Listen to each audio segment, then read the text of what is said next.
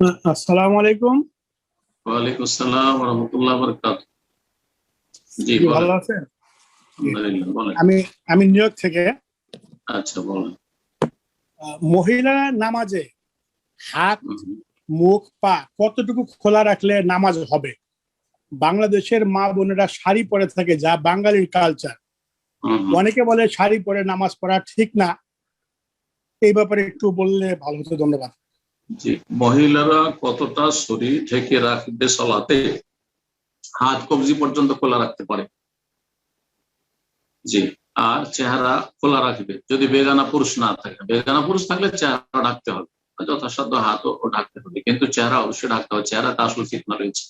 কিন্তু সাধারণত বাড়িতে সালাত পড়লে সেখানে যেখানে সালাত পড়ে সেখানে কোনো বেগানা নন মাহরম পুরুষ নেই। সুতরাং সেটা হচ্ছে লেবাসুস সালাত, সালাতের লেবাসে হাত খোলা থাকবে কবজি পর্যন্ত, চেহারা খোলা থাকবে, পা খোলা থাকবে কিনা, জায়েজ কিনা, এই নিয়ে দ্বিমত রয়েছে। একদল ওলামা কঠোরতা অবলম্বন করেছে, বলছে না, পায়ের তলা পর্যন্ত ঢাকতে হবে, কিন্তু এই মর্মে কোনো শক্ত অকাট্য স্পষ্ট দলিল নেই।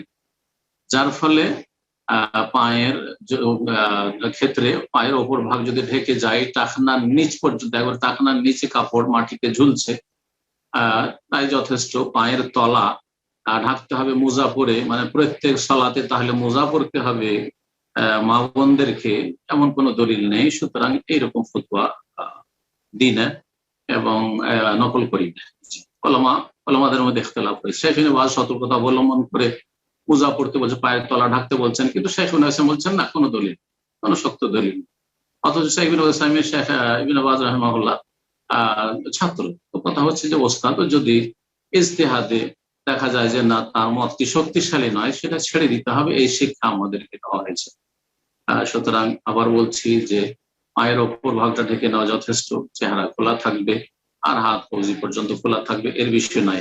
বাকি থাকলো শাড়িতে, শুধু শাড়ি পরে যদি সালাত পড়ে তাহলে তো এসব হবে না। কারণ শাড়িতে পেট পিঠে একটু খুলে যাবে, যখন রুকুতে যাবে, সিজদায় যাবেন, তখন একটু তো কোমরের দিকটা খুলেই যাবে। হ্যাঁ, সুতরাং খুললেই তো সালাত ফাসেদ হবে না। সুতরাং শুধু শাড়ি পরে নয়, কিন্তু শাড়ির ভিতরে পরে আছে, আরো উপরে একটা বড় হেজাব নিয়ে নিল, যেটা একবারে নিচ পর্যন্ত ঢাকা থাকলো, শাড়ি ভিতরে থাকলো, কোনো অসুবিধা না। ভিতরে শাড়ি রাখে না, সায়া রাখে না, যাই রাখেন, ওপরটা ঢাকা থাকলেই হয়ে। তো আশা করি বিষয়টি বুঝতে পেরেছেন। তো শাড়ি শাড়ি বলে হারাম নয়। শাড়িতে সাধারণত শুধু শাড়িতে যদি চলাফেরা করে মহিলারা বেগানা পুরুষদের সামনে, তাহলে বেহায়া ব্যাপার তো অবশ্যই হইতে হবে, যার ফলে শাড়ি এই ক্ষেত্রে আপত্তি করে। বাকি বাড়িতে স্বামীর সামনে শাড়ি পরুক, ছেলে মেয়েদের সামনে শাড়ি পরুক, কোনো অসুবিধা নাই। বাবা মায়ের সামনে শাড়ি পরুক, কোনো অসুবিধা নেই, জায়েজ আছে। জি।